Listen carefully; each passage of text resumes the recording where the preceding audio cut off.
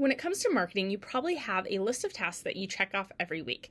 Well, taking care of this to-do list doesn't do you any good without a marketing plan and strategy to back it up. Hi, I'm Liz Stapleton from elizabethstapleton.com and host of the Blogger Breakthrough Summit. Welcome to the Blogger Breakthrough Podcast. Today, I'm sharing knowledge dished out by marketing strategist Doreen Vanderhart during the 2021 Blogger Breakthrough Summit. Let's jump in. A marketing to-do list is not a strategy unless it all works together to turn your community into paying clients. So tactics are that's like I said, it's like your engagement, how many followers, the new features, all the things that are constantly rolling out can be extremely overwhelming and it can be very hard to keep up. Those are tactics. So the strategy is kind of the foundation underneath it. So I always look at this kind of like an ice cream cone where the tactics are the sprinkles. Like they're great to have, they're delicious, they're lovely, but they're not the most important thing. So you want to get the ice cream in the cone first, and that's what we're going to talk about today. So we're not going to get into the specifics on a lot of tactics because those change every freaking second. So we're not even going to get into that. We're going to get into the foundation. That's the most important part. Once you have a handle on that, the tactics are like the sprinkles, and you can just kind of do what works for you and what feels for you, good for you. And I promise it will work. So first thing, we're going to step it way back to the very almost before the beginning, but this is something that probably doesn't pop into your head when you think about your marketing plan, but it's the most important part. That is your client experience.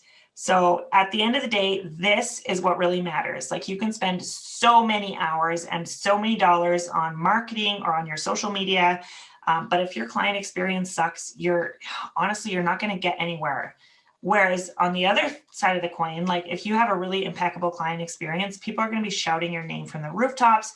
You're going to get referrals. You're going to get that word of mouth. You haven't even opened a social media app. You haven't had to stress about it for a second, and you already have a marketing strategy in place. So best marketing strategy ever is to truly, from the heart, I know it sounds corny, it totally is, I'm all about that, is to care about your client and the people that you work with. So, and I should not even your client, but if you're on social media or, anything like that, about your readers, like whether they're going to buy from you or not, you have your perfect fit person.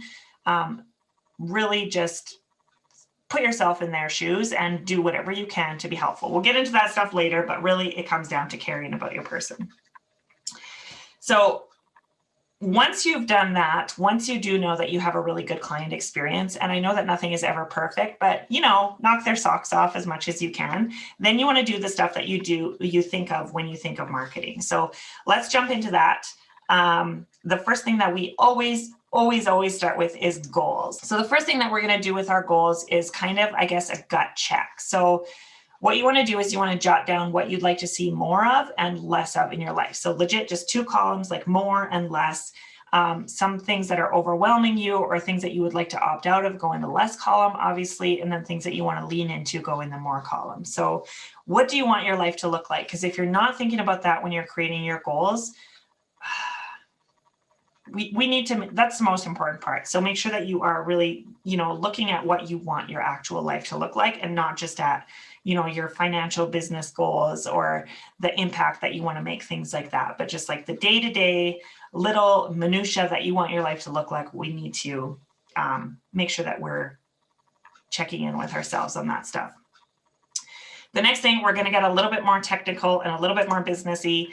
We want to look at the last 12 months. So the first thing that you need to check is what drove the most revenue. So what was the biggest income driver in your business? And then the second thing, like revenue and profits can be 2 very different things. So make sure that whatever is driving revenue is actually profitable as well, because we just need to make sure that we're aligned on those 2 things. And then you want to look at the other side of the coin too, like what about the least revenue? So I know as entrepreneurs, you can have a lot of ideas and some of them are awesome and some of them they feel awesome at first, but then they don't really land the way that we want them to land.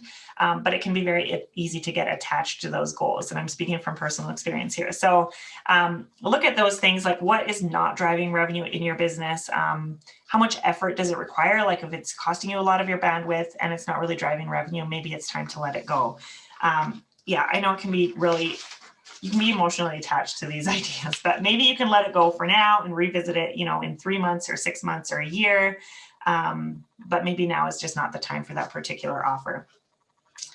So then once you have that information, and of course there's going to be stuff in between, but just kind of evaluate what's working and what's not working.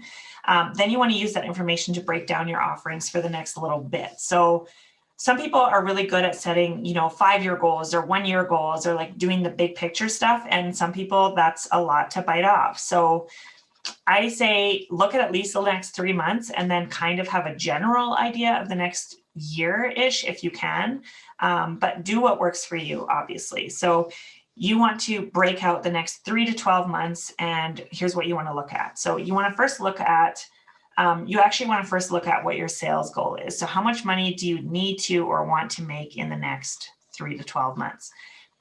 Then you want to look at your offer and the price of that offer.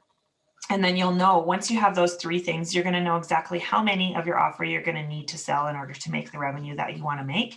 And then again, on number 4 and 5, revenue, you need to look at that obviously, but also make sure that you're not forgetting about your take-home pay, because you need to make sure that you are being compensated for all of your hard work. Absolutely. So very important. So then this is going to give you a really good idea of what your goals actually are.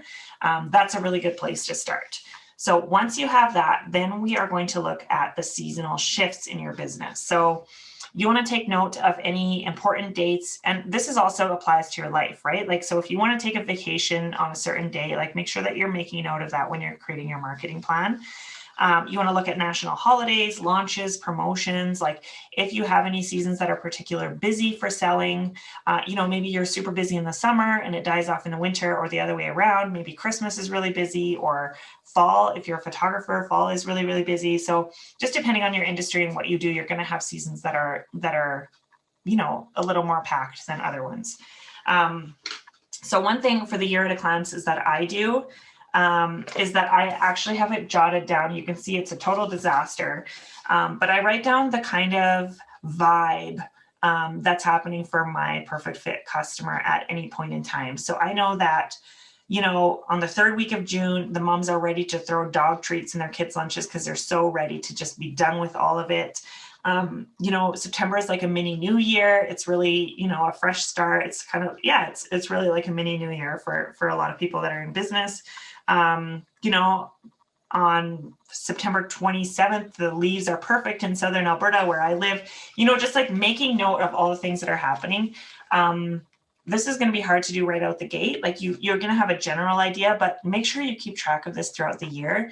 And you are going to have, this is marketing gold for you. Like the longer you do this, the better it is. So definitely recommend just printing off a piece of paper and keeping this handy. I always have this sitting on my desk like for years. And it's been really good because I can be very proactive about what's happening in my client's life. And instead of waiting for the feeling to come and then addressing it then, or even missing it altogether. All right. I hope Doreen's tips gave you some ideas on how to craft your own marketing strategy. Be sure to join me next time when we take a look at how to grow your community effectively. I'll catch you next time.